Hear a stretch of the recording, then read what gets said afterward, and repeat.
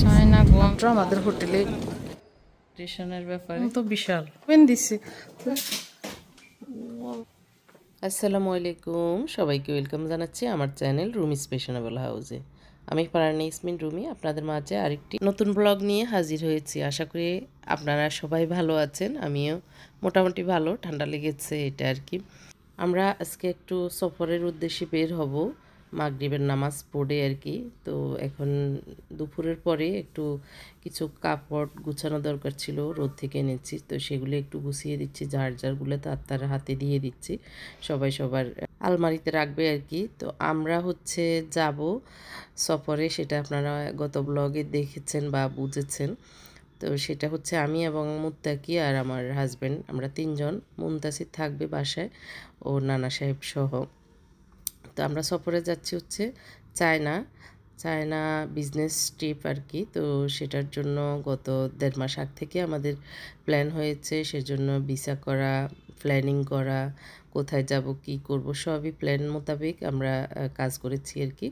তো আমরা China Canton ফেয়ারে যাচ্ছি, বিজনেস একটা ফেয়ার। চায়না এই ক্যান্টন ফেয়ারে সারা বিশ্ব থেকে মানুষ আসে বিজনেসের উদ্দেশ্যে। এখানে হাজারো মানে থাকে, স্টল থাকে, লক্ষ মানুষ আসে।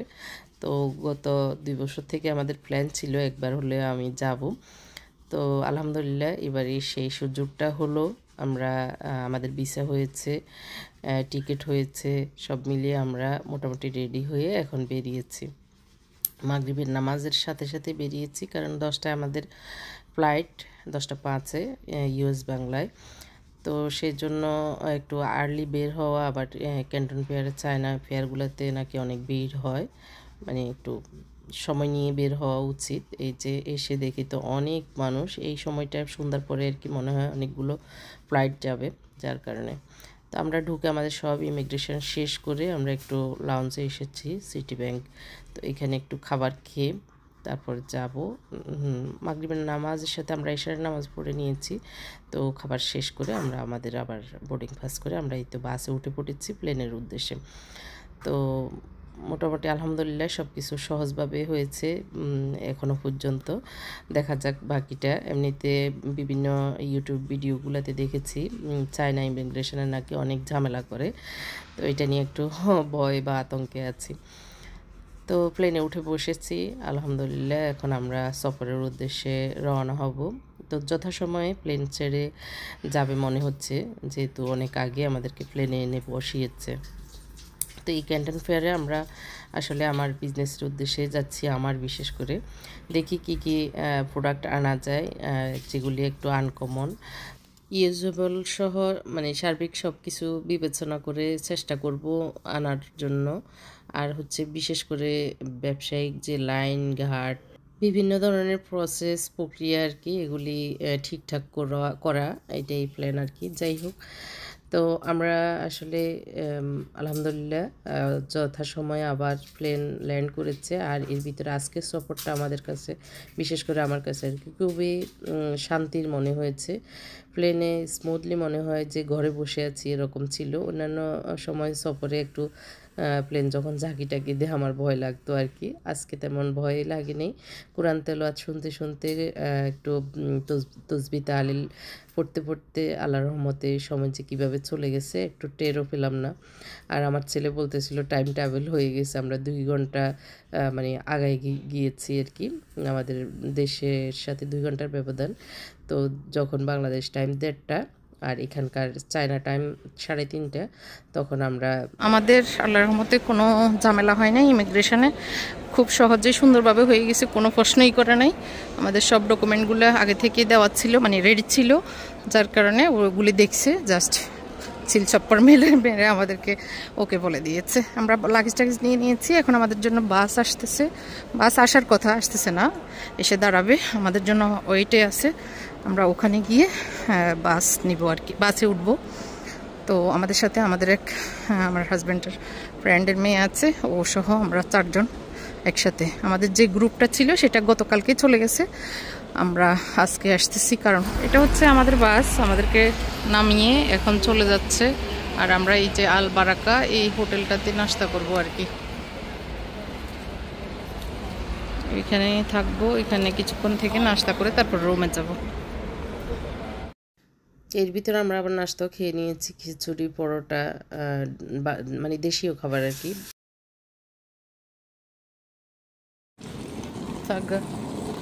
আমরা এইমাত্র আমাদের হোটেলে এসে পৌঁছেছি। এটা হচ্ছে 34 তলা।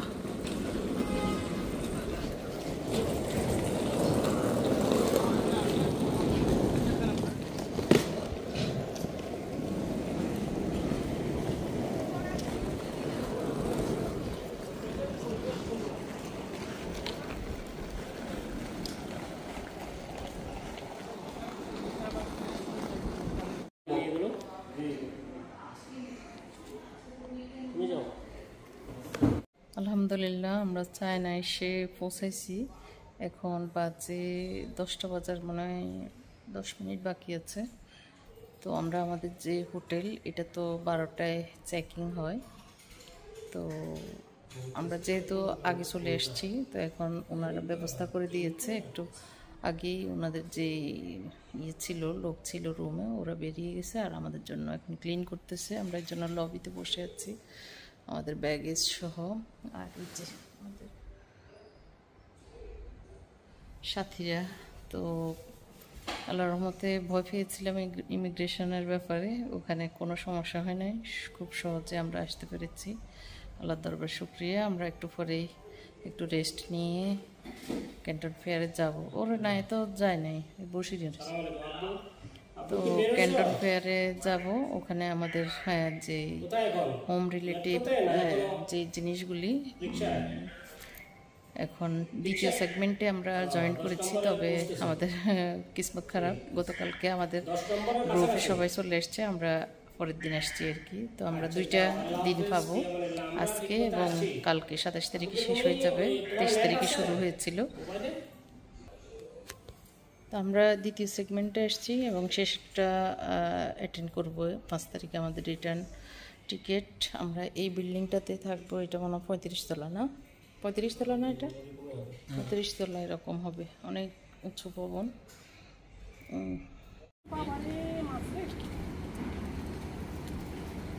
ও মাছ তো আসলে অনেক মাছ,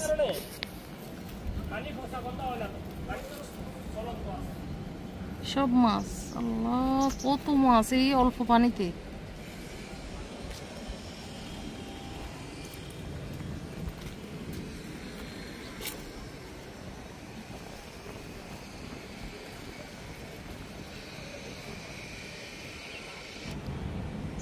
কত উঁচু ভবন, 40 তলা হবে এটা মনে হয়।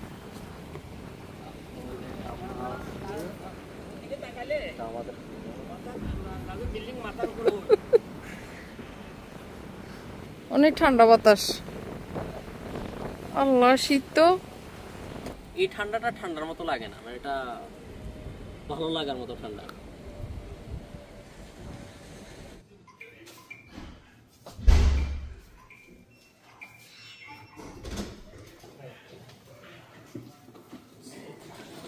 ও ও বিশাল রুম, এত বিশাল পাসওয়ার্ড। রুম তো বড়, রুম তো বিশাল। ও মা, চুলা দিছে, বেসিং দিছে, ওভেন দিছে, ওয়াশিং মেশিন।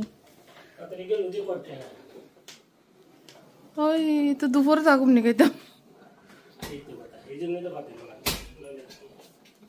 সবই আছে। ও পিঙ্কিশ একটা sofa, pinkish sofa, fridge, TV, আলমারি। হ্যাঁ কোন গেল উমা, আঙুর আটকাই দি।